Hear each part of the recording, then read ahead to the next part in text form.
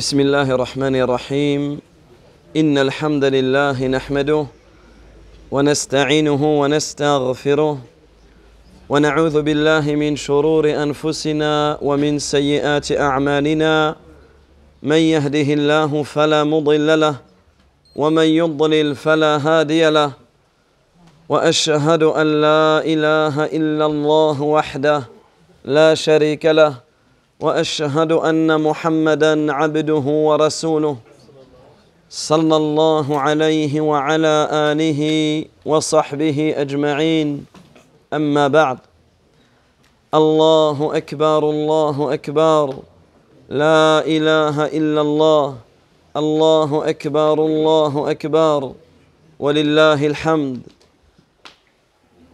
Alhamdulillah, nous remercions Allah tabaraka wa ta'ala pour les bienfaits qu'il nous a donnés et pour les facilités qu'il nous a octroyées, pour les grâces, les faveurs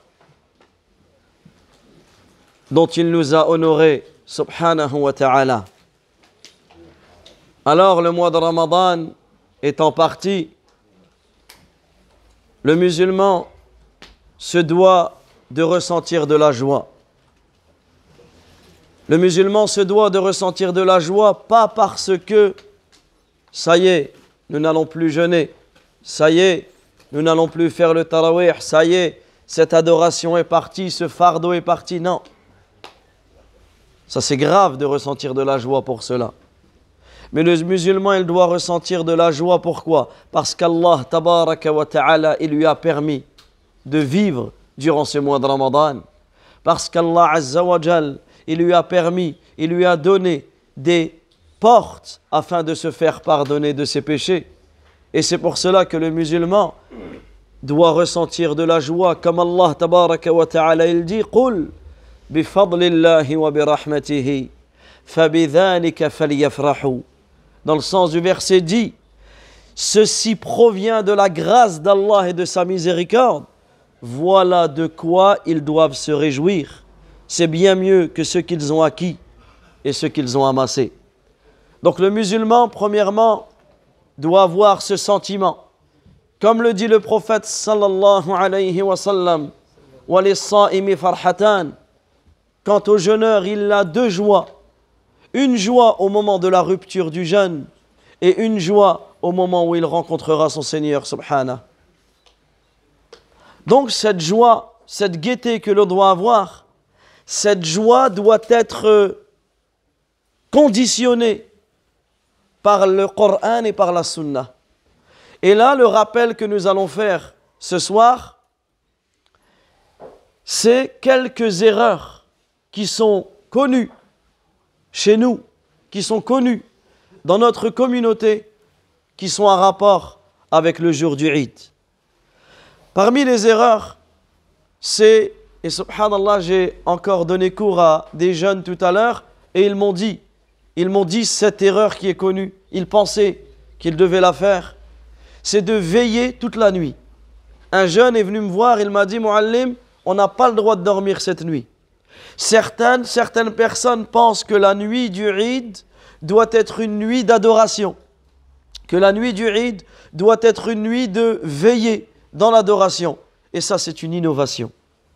La nuit du Eid est comme toutes les autres nuits de l'année, dans le sens que il n'y a pas d'adoration spécifique à faire. Il n'y a pas d'adoration spécifique à faire.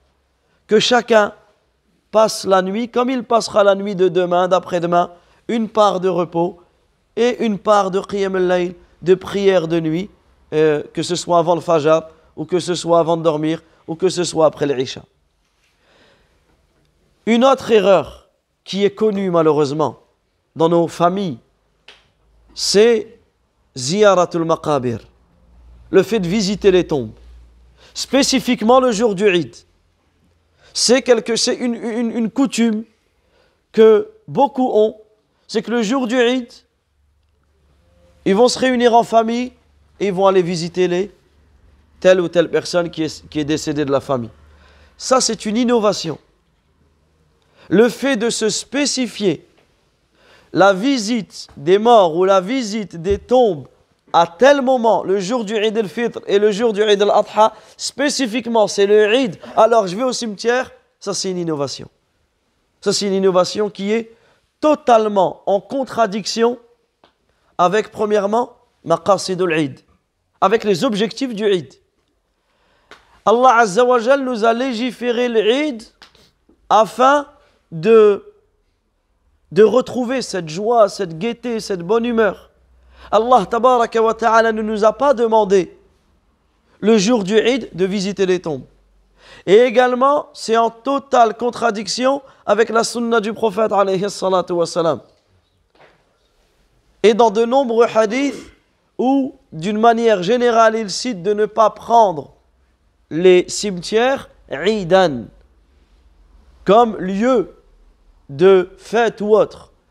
Donc ici, il est important de se rappeler cela pour nous-mêmes et de transmettre cela à notre famille, que le fait de se spécifier, le fait de visiter les tombes le jour du Eid, cela ne fait pas partie de la sunna, bien encore plus, cela est une innovation qu'on se doit de délaisser. Qu'on se doit de délaisser. Également, parmi les erreurs de ce jour-là, du jour du Eid, c'est que certaines personnes vont se restreindre à la prière du Eid. Ils vont venir à la prière du Eid, ils vont donner une importance à la prière du Eid, mais le Fajr, pas d'importance, le Dhuhr ou l'Asr, encore moins. Ils sont en famille, ils sont en train de discuter, en train de bavarder, en train de ricaner, et la prière du Dhuhr, elle est là, et personne, ou la personne ne va pas à la mosquée et rate la prière en commun.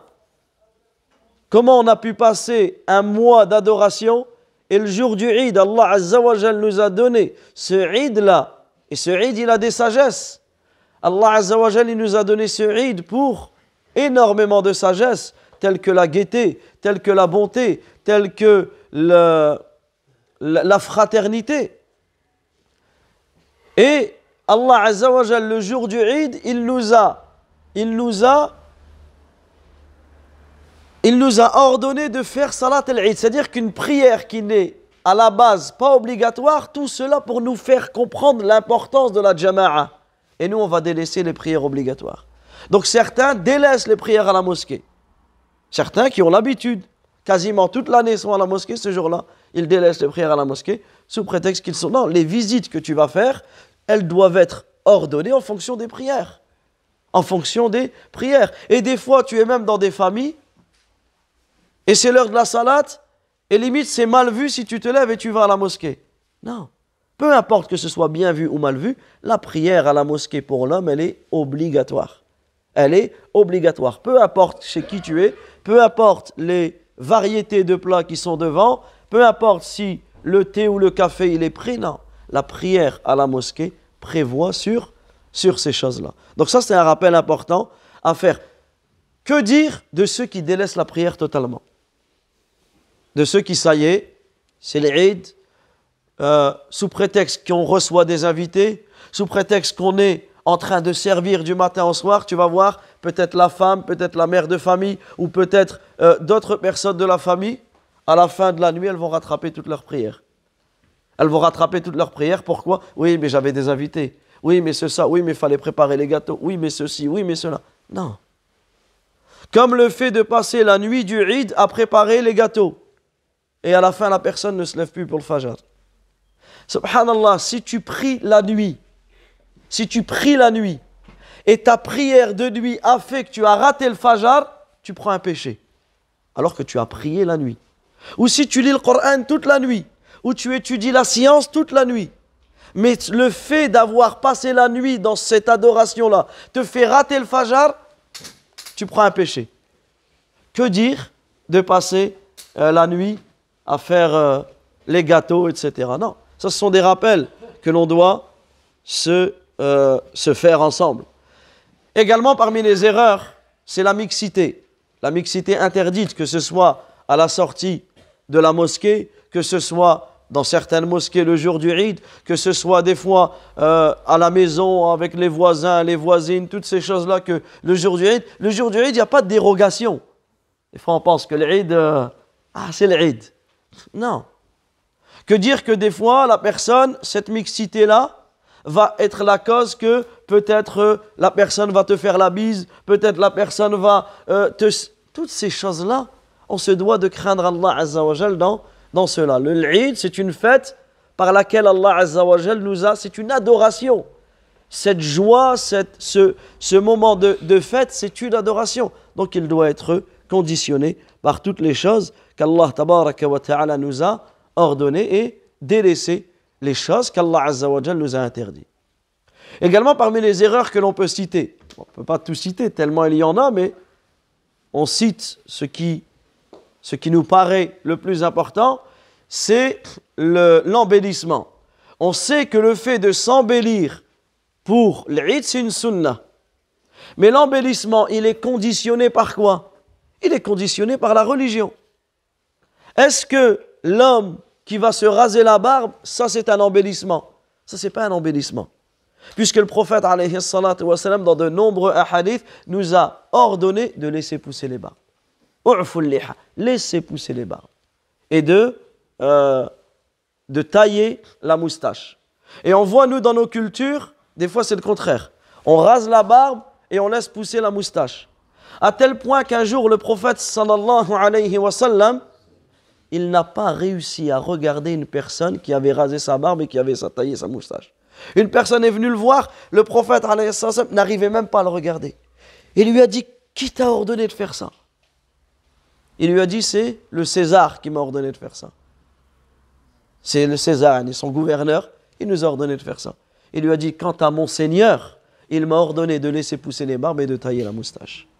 Donc ici, ce sont des rappels que l'on doit faire. On n'invective personne, on ne vise personne. Simplement, c'est un rappel que l'on fait pour revivifier cet ordre du prophète alayhi salatu wa salam et pour ne pas tomber dans l'erreur et pour ne pas tomber dans le péché. Également, l'embellissement interdit au niveau des femmes. Les femmes qui vont sortir le jour du Eid